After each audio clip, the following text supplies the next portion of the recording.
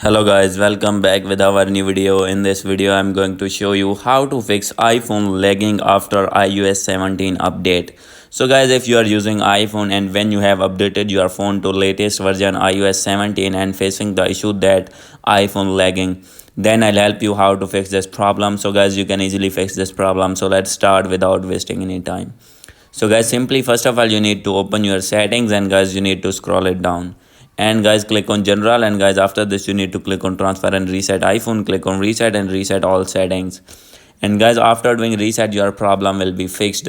So guys, if still not fixed your problem, then guys simply you need to go back and guys open your settings again, scroll it down, click on general, click on software update, and guys you need to update your iPhone to latest version, that is iOS 17.1 beta 3. So guys wait for a few seconds, I'll show you the new update of beta update of here. You can see iOS 17.1 beta 3. So guys simply you need to update this version, and guys after this your problem will be fixed.